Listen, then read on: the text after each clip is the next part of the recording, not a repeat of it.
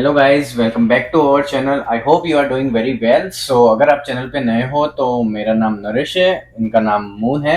अगर आप चैनल पे अभी तक सब्सक्राइब नहीं किया है तो मेरे चैनल को सब्सक्राइब कर दो, लाइक कर दो और शेयर कर दो। आज हमको सरप्राइज ईमेल आया है और which is really good for us. और हमको मतलब हमारी खुशी का ठिकाना नहीं है। स्पेशली मून के लिए ऐसे क्रिटिकल टाइम में इतनी अच्छी गुड न्यूज़ मिल गई है गाइस, जो आपके साथ हमको शेयर करनी है। चलिए नए ब्लॉग से स्टार्ट करते हैं और आपको वो रीजन भी बताते हैं कि मून क्यों हैप्पी है। Hello guys, I hope you are doing well. So guys, आज मैं बहुत बहुत बहुत ज़्यादा खुश हूँ।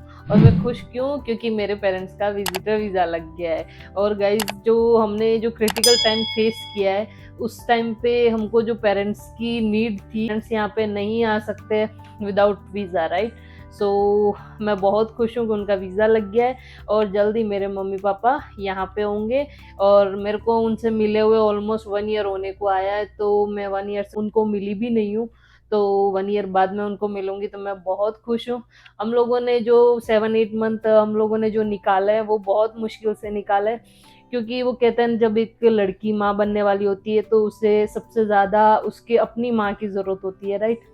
तो मुझे बहुत बार मतलब ऐसा होता था कि हम लोग थक जाते थे, जॉब से आते थे और थके हुए होते थे, और ऐसा लगता था कि घर पे किसी ने खाना बना के रखा हो तो हम लोग खा लें, है ना। लेकिन तब मेरे को मम्मी की बहुत याद आती थी कि काश मम्मी यहाँ होते या मैं मम्मी के पास होती, तो बहुत अच्छा लगता। लेकिन एक्चुअली ऐसे क्रिटिकल टाइम में फैमिली की यहाँ पे ज़रूरत होती है। और हम भी खुश हैं क्योंकि हमारा वीज़ा है जो हमने बहुत टाइम नहीं लगाया। उन इमिग्रेशन डिपार्टमेंट ने हमको वीज़ा इमीडिएट उन्होंने दे दिया। हार्डली लाइक 20 to 23 डेज लगे हमको वीज़ा अप्रूव होने में। और मेन बात ये है कि हमारा जो वीज़ा है वो हमने खुद ने लगाया था। हमारे वीज़ा में 3 पैरामीटर्स थे जिससे हमको डर लग रहा था। सबसे पहला पैरामीटर ये है कि मेरी और मुन की दोनों की वर्क परमिट अक्टूबर में ही एक्सपायर हो रही थी और इनकी जो ड्यू डेट है वो अक्टूबर में ही थी। सेम डे ड्यू डेट और same day same day expire gas. Expiry date. हमको ये डर लग रहा था कि अब एक्सटेंशन पहले अप्लाई करें या फिर विजिटर वीज़ा अप्लाई करें। इवेंचुअली हमने विजिटर वीज़ा पहले अप्लाई किया। सेकंड पैरामीटर ये था कि हमारे जो मॉम डैड है उन्होंने विजिटर वीज़ा में ऐसा दिखाया है कि वो रिटायर्ड है। तो वो भी हमारे लिए सब हमने जब लॉयर से पूछा, काफ़ी सारे फ्रेंड से पूछा, तो उन्होंने बताया कि ना, जॉब तो दिखानी पड़ेगी। आपको आईटीआर चाहिए, आपको जॉब चाहिए, आपको फाइनेंशियली सब कुछ दिखाना पड़ेगा, सब कुछ करना पड़ेगा।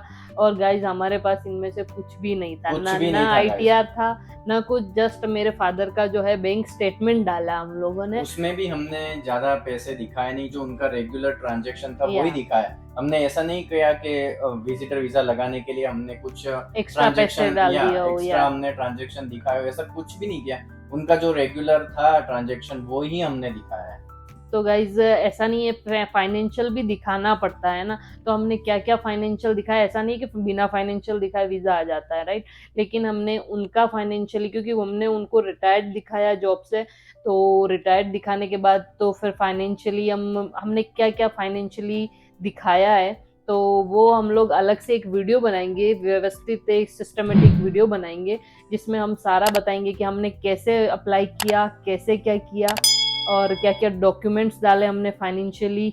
तो वो सारी चीजें हम लोग और मेन थी दिखाएंगे। कि ये है गाइस कि हमने खुद से अप्लाई किया। क्योंकि हमने जब सबको पूछा तो सब लोगों ने ऐसा बोला कि आप, एक तो ये ऐसा क्रिटिकल टाइम चल रहा है, अगर वीज़ा अप्रूव नहीं होगा तो बहुत बड़ी दिक्कत हो जाएगी। Go with lawyer. क्योंकि आपका केस ही ऐसा है कि फाइनेंशियली स्ट्रांग नहीं है बैकग्राउंड में, तो फिर आप क्या दिखाओगे। उस केस में हमको ऐसा लगा कि लॉयर के पास जाना चाहिए, but why don't we take a chance. हमने सोचा कि एक बार हम चांस ले और हम खुद ही लगाए। जैसे मतलब हमारी खुद की जो फाइल लगेगी हम डेली देख भी सकते हैं, अपडेट भी देख सकते हैं, और कोई चेंजेस करना हो वेब फॉर्म के जरिए भी कर सकते हैं। क्योंकि हम किसी से लगवा के हम उस पर डिपेंड नहीं होना चाहते थे। क्योंकि हम डिपेंड हो जाते हैं, हमेशा उनको फोन करके पूछना पड़ता है, कोई अपडेट आई, कोई अपडेट आई। तो हम लोग खुद अप्लाई करते हैं, तो ये बेनिफिट रहता है हमको, है ना, कि हम खुद जब चाहें तब देख सकते हैं। तो गाइज, बहुत सारी चीजें, मतलब एक डर भी लग रहा था हम लोगों को, पता नहीं आएगा या नहीं आएगा, क्योंकि बहुत सारे इशू थे। तो उसको देख के हमको लगा कि पता नहीं क्या होगा, है ना। लेकिन फाइनली आ गया वीज़ा, और मैं बहुत खुश हूँ कि मेरे मम्मी पापा बहुत जल्दी यहाँ पे आएंगे। और मेरी हेल्प हो जाएगी बहुत सारी। और मेरे को बहुत ज़्यादा ज़रूरत थी, मम्मी यहाँ पे नहीं थे तो मेरे को ऐसा लगा था कि है ना मतलब होते या मैं उनके पास में होती तो थोड़ा अच्छा लगता, लेकिन अब नहीं है तो क्या कर सकते हैं ना। यहाँ पे हम लोगों को फैमिली की वैल्यू बहुत ज़्यादा फील होती है, क्योंकि ऐसे यहाँ पे जो भी करना होता है गाइस खुद ही करना पड़ता है। हम किसी को हायर भी नहीं कर सकते क्योंकि एक जने की सैलरी के इक्वल टू किसी को हायर करना होता है। सो हमको जो अपना खुद का काम अपने खुद को ही करना पड़ता है। गाइस जब बीच में जब 4th-5th मंथ चल रहा था मेरा, तब मैं बहुत ज़्यादा बीमार भी रहती थी, मेरे को खांसी रही थी 2 से 3 महीने जब खांसी रही थी, तो मतलब इतनी ज़्यादा खांसी आती थी मेरे को कि मतलब 24 आवर्स मेरे को खांसी रहती थी। डॉक्टर कोई इलाज करता नहीं है क्योंकि आप प्रेग्नेंट हो तो आपको कोई दवाई दे नहीं सकते, और खांसी मेरे को इतनी ज़्यादा हो रही थी तो उस टाइम मैं यहाँ अलग से परेशान हो रही हूँ और पेरेंट्स वहाँ बैठ के अलग से परेशान हो रहे, क्योंकि जब आपको यहाँ पे आप रह रहे होते हो तो आपको कोई तकलीफ होती है तो वो कुछ नहीं कर सकते ना, वो सिर्फ फोन पे बात कर सकते हैं और हैरान हो सकते हैं, और वो अलग से हैरान हो रहे थे कि हम आ नहीं सकते। और मैं यहाँ पे हैरान हो रही थी कि है ना मैं कहाँ आ गई, मेरे को तो ऐसा लग रहा था कि मैं कहाँ आ गई। इन 7 मंथ में गाइज मैंने बहुत प्रॉब्लम फेस करी है विदाउट पेरेंट्स और विदाउट फैमिली सपोर्ट के, और हम दोनों इतने ज़्यादा हैरान भी हो जाते थे।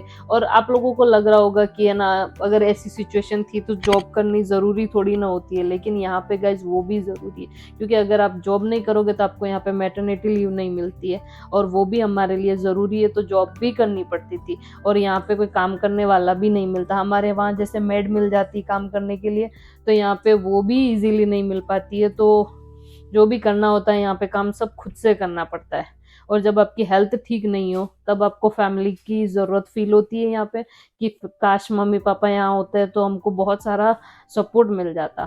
तो गाइज ये सब चीज़ें मतलब पूरी स्टोरी में नहीं सुना सकती क्योंकि वो बहुत लंबा वीडियो हो जाएगा, है ना।